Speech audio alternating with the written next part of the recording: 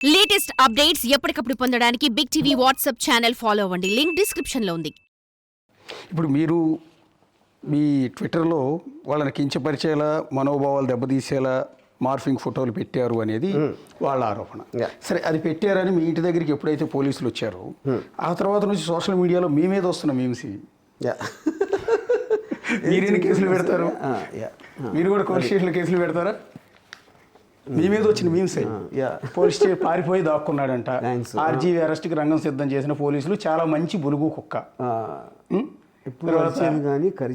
కరిచేది కాదు. అండ్ నేను ఊరికే జస్ట్ ఇప్పుడు కలెక్ట్ చేసుకున్నది మాత్రమే. ఇది మీరు ఇచ్చిన నోటీసులు ఇస్తుంటే నవ్వుతాడు ఏంటి? అండ్ నెక్స్ట్ ఇది ఒకటి సార్, మెంటల్ వరమని పోలీసులు నా ఆ బూతు బాగాలేదు చెక్కేసేలా ఉన్నారు. మరేం దిగులు పడకుండా అన్నిటికీ ఆ ఏసయ్యే ఉన్నాడు అంటే మీరు లేరా సార్? అంటే నేను ఊరికి as a journalist view of పాయింట్లో నేనేమంటానంటే, మార్ఫింగ్ చేశారని కేసులు పెట్టారు, ఓకే. ఇప్పుడు మీరు కూడా పెట్టి ఇక్కడ దేవుణ్ణి ఏసైని తీసుకొచ్చారు. అండ్ దెన్ మెంటల్ వర్మ మీ మానసిక పరిస్థితి బాగాలేదు పిచ్చోడి కింద క్రియేట్ చేస్తారు, మీరు కూడా కేసు పెట్టచ్చు. చెప్తున్నా. అప్పుడు ఏంటంటే ఈ లెక్కన మొత్తం ఆంధ్రప్రదేశ్లో ఉన్న 5 కోట్ల మంది ఒకళ్ళ మీద ఒకళ్ళు కేసులు పెట్టుకోవడం తప్పిస్తే ఇంకేమి చేయరు లైఫ్లో. అది ఒకటే ఉంటుంది ఇంకా. అంతే కదా. ఇప్పుడు మా కెమెరా వేలు ఉన్నాడు సార్, కెమెరా తీసుకొచ్చి పెట్టమని గద్దిచ్చి అడిగాడు సార్ అని చెప్పి ఆయన కూడా పెట్టచ్చు. నా మనోభావాలు దెబ్బతీసాడు సార్. కరెక్ట్, పెట్టచ్చు. మనోభావాలు దెబ్బతింటానికి అసలు మీకు అంత ఎలా ఉంటుంది? ఉండటానికే ఛాన్స్ లేదు. ఎవరైనా ఎవరి మీదైనా ఏమైనా పెట్టచ్చు. ఆ మను ఎవరు, వాళ్ళ బావ ఎవరో ఎంతవరకు ఎవరికి తెలియట్లేదు మనోభావాలంటే. సరే సార్, ఒకటి సార్, మీ మీద కేసు ఫైల్ అయింది. సో కేసు పెట్టిన వాళ్ళని గౌరవిద్దాం, వాళ్ళ మనోభావాలను కూడా గౌరవిద్దాం. నేనంటే వాళ్ళు బాధపడిపోతున్న ఈ కించపరిచారని మీరు పోస్ట్ చేసిన ఆ పోస్టుల గురించి కదా ఈ కేసులు ఫైల్ చేస్తున్నది. ఒకసారి ఆ పోస్ట్ గురించి ఏమైనా క్లారిటీ ఇస్తారంటే, ఆ సందర్భంలో ఎందుకు పెట్టారు? వ్యూహం అనే సినిమా ప్రమోట్ చేసే క్రమంలో పెట్టారా? నిజంగా మీరు చంద్రబాబును, లోకేష్, పవన్ కళ్యాణ్ కోపంతో పెట్టారా? ఫస్ట్ ఆఫ్ ఆల్ నేను సినిమా అన్నదే ఒక సెటైరికల్ ఆస్పెక్ట్లో తీసాను. ఎస్. అండ్ దాని గురించి నేను చాలా ఇంటర్వ్యూలు ఇచ్చాను. అది ఐ స్టాండ్ బై దట్. నేను అది అప్పుడు నేను ఏం ఫీల్ అయ్యాను, ఏం చేశాను అనేది. ఇప్పుడు దాంట్లో భాగంగా చాలా నాకు ట్వీట్లు వస్తామండి, వేరే వాళ్ళు కొన్ని మా వాళ్ళు చేశారు. వాటిని నేను ఫార్వర్డ్ చేస్తాను, ట్విట్టర్లో పెడతాను, ఏదో ఎక్కడో చేశాను. ఈ పర్టిక్యులర్ ట్వీట్స్ని వాళ్ళు నేను పెట్టానని ఏదైతే చెప్తున్నారో అది I have no knowledge of that. ఎందుకంటే 1 year బ్యాక్ నేను ఏం చేశాను అనేది ఇన్ని వేల మందిలో నేను అది చెప్పలేను. కానీ ఇప్పుడు అలాంటివి నేను ఇప్పటికి కూడా రోజుకి ఎన్నో వస్తూ ఉంటాయి. అసలు సోషల్ మీడియాలో తిరిగే సర్క్యులేట్ అయ్యాయి. ఇప్పుడు మీరు నా చూపించినట్టు ఫర్ ఎగ్జాంపుల్ ఇది ఎప్పుడు వచ్చి ఉంటే మా అయితే లాస్ట్ 2 daysలో వచ్చాం. 2 daysలో ఇందులో ఇన్సిడెంట్ అయిన తర్వాత నేను చెప్పేది.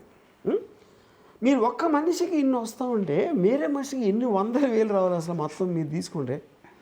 అప్పుడేమవుతుంది, మీరు ఒక గవర్నమెంట్ ఆస్పెక్టా, పోలీస్ ఇన్స్టిట్యూషనా, వాళ్ళు దీన్ని అసలు ఏ కాంటెక్స్ట్లో తీసుకుంటున్నారు, ఎంత సీరియస్గా తీసుకుంటున్నారు, ఎందుకు తీసుకుంటున్నారు అనేది మెయిన్ క్వశ్చన్ ఇక్కడ. It is not me.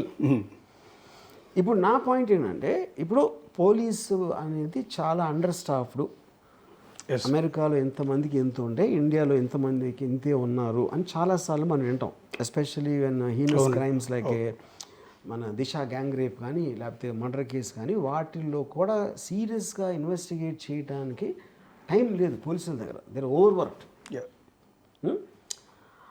దానికి కేసుకి టైం ఇవ్వటానికి వీలు లేకపోతే వాళ్ళని డైవర్ట్ చేసి ఏదో 1 year బ్యాక్ ట్వీట్ కనేసి మీరు ఎక్స్చెక్కర్స్ మనీ యూజ్ చేసి వాళ్ళని డిస్ట్రిక్ట్లు దాటేసి తీసుకెళ్ళి ఏ పాయింట్లో నేను రానని చెప్పలే. I just ask for time. Already supreme court గైడ్లైన్స్లో వర్చువల్ దానికి టెక్నాలజీ యూజ్ చేయాలి అని వేసిన అదొకటి. దాన్ని నరేంద్ర మోడీ గారు కూడా దాన్ని సపోర్ట్ చేసి అలా చేయొచ్చా అని అడిగాను. Can I do it like that? దానికి రిప్లై కూడా లేకుండా వచ్చారు. అంటే అప్పుడు ఏంటి, Ongole most crime free area వారు నాకు తెలిసి. అంటే ఇంకా వాళ్ళకి వేరే పని లేదు కాబట్టి ఈ రామగోపాల్ టీటు ఒక్కటి పట్టుకుందామని అక్కడ డైవర్ట్ చేశారా. మధ్యపాడు పోలీస్ స్టేషన్లో చాలా పెండింగ్ కేసులు ఉన్నాయండి. ఈ రోజుకి మధ్యపాడు పోలీస్ స్టేషన్ బయటకు వెళ్తే నాకు న్యాయం చేయండి, మా ఇంట్లో దొంగతనం జరిగింది, మా అబ్బాయిని వాడు కొట్టాడు, మా ఆస్తి లాక్కున్నాడు అని ఆ పోలీస్ స్టేషన్ బయట అరుగుల మీద చాలామంది కూర్చుని ఉంటారు ఈ రోజుకి.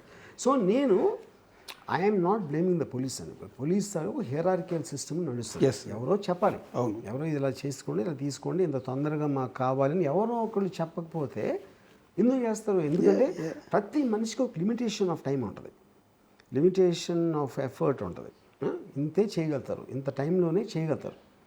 అప్పుడు ప్రయారిటీస్ అనేది మోస్ట్ ఇంపార్టెంట్. అంటే ఇది లేకపోతే మళ్ళీ నేరం జరగబోతుంది, లేకపోతే ఇప్పుడే ఈ కేసు ఇమీడియట్గా టేకప్ చేయకపోతే ఒక మర్డర్ జరగబోతుంది, లేకపోతే ప్రజలందరూ ఎవరిని కొడతారు అని ఇమ్మీడియట్ యాక్షన్ రావడానికి ఛాన్స్ ఉంది అన్నది ప్రయారిటీగా తీసుకుంటారు కామన్ సెన్స్ ఎవరైనా.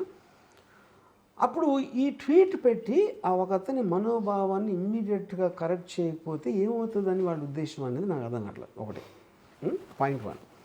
పాయింట్ 2 ఏంటి, ఇందాక నేను చెప్పినట్టు అన్ని చోట్ల పెడితే చాలా క్లియర్ కట్గా ఒక హెరాస్మెంట్ చేయడానికి క్వశ్చనింగ్ పిలిచారు. ఇప్పుడు క్వశ్చనింగ్కి పిలిచినప్పుడు ఒక నార్మల్ కోర్సు వేరు, అదే దాంట్లో అంతమంది పెడితే దాని వెనకాల ఏదో ఒక లార్జర్ ప్లాట్ ఉందని ఎవరికైనా అనిపిస్తుంది కదా. It can't be just.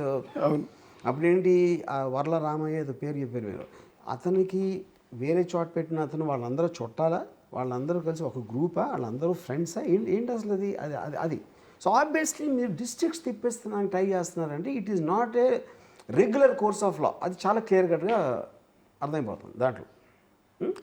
So దాని తర్వాత ఎవరు పెట్టారు, ఎవరు పెట్టమంటున్నారు అంటే ఏదో కొంచెమంది మీడియాలో ఫలాని ఎవరెవరినైతే నేను అన్నాను, అది లోకేష్ గారు అవ్వచ్చు, పవన్ కళ్యాణ్ అవ్వచ్చు, ఏదో. కానీ నా పర్సనల్ ఉద్దేశంలో ఐ మైట్ బి రాంగ్. ఇప్పుడు ఆ టైం తర్వాత ఇప్పుడు పవన్ కళ్యాణ్ తీసుకోండి, పవన్ కళ్యాణ్ మీద చాలామంది ఇలాంటి ట్రోల్స్ చేసి ఉంటారు, కొన్ని వందలు వేలు చేసి ఉంటారు రన్అప్ టు ద ఎలక్షన్ టైంలో. But Pawan Kalyan biggest revenge ఏంటి, ఎక్స్ట్రాడినరీ మ్యాండేట్తో గెలిచెడతాను. ఆ ఒక్క ఇన్సిడెంట్తోనే అయిపోయింది. సో పవన్ కళ్యాణ్ పని కట్టుకుని ఎవరినో టార్గెట్ చేస్తారు అని నేను అనుకోవట్లేదు. I don't believe, because they have far important work then this. కాకపోతే ఆ టైంలో కొంచెం లోవర్ క్యాడర్ ఉన్నోళ్ళు వాళ్ళందరూ ఇలా చేశారు, ఇలా పెట్టారు, ఇవాడు మేము వచ్చాక చూపిస్తాం అని వాళ్ళు చెప్పి ఉండే, అది వాళ్ళ బాధ పడలేక ఏదో ఎంతో కొంత ఫ్రీడమ్ ఇచ్చి ఉండటానికి ఛాన్స్ ఉంది అని నా ఫీలింగ్. ఎందుకంటే ఇది జోక్ అని అందరికీ తెలుసు. ఫైనల్గా ఇలాంటి దాని మీద కేసు పెట్టి దానికి ఫాలో అవ్వటం అనేది దాంట్లోంచి ఫైనల్గా ఏమొస్తుందో రాదో పక్కన పెట్టి వాళ్ళకే తెలుసు this is not a crime of ఏదో రాష్ట్రాన్ని దోచేసుకున్నంత, లేకపోతే ఎఫ్ఐఆర్ ఫైల్ చేసిన ఐడియా ఉంది తెలుసు. ఒకవేళ కోర్టు దగ్గరికి వెళ్తే అది జిల్లా కోర్టు అయినా లేకపోతే ఇంకో చిన్న కోర్టు అయినా కూడా జడ్జికి కూడా తెలిసిపోతుంది ఏముంది అడిగి చాలా కేసులు ఉంది అనుకుంటే మీరు అసలు మొత్తం సగం రాష్ట్రాన్ని ఖాళీ అన్ని జైలు పెట్టాలి దానికి రోజు సోషల్ మీడియాలో పెట్టే పోస్టులు. So I believe it is social మీడియాలో ఉన్న ఒక ఆస్పెక్ట్, భయంకరమైన పోస్టులు పెడతారు, ఇది కూడా కొంతమంది అనుకోవచ్చు. I'm not saying no to that. But ఆ ఎలిమెంట్ ఉన్నంత వరకు దాన్ని ఎలాగా మీరు ఒక పాలసీ లెవెల్లో ఎలా రెగ్యులేట్ చేయాలి అనేది చేయకుండా, ఆ క్లారిటీ లేకుండా ఈ రూట్లో వెళ్తే it only become more complex దాంట్లో నుంచి. For more videos like this, subscribe Big TV channel.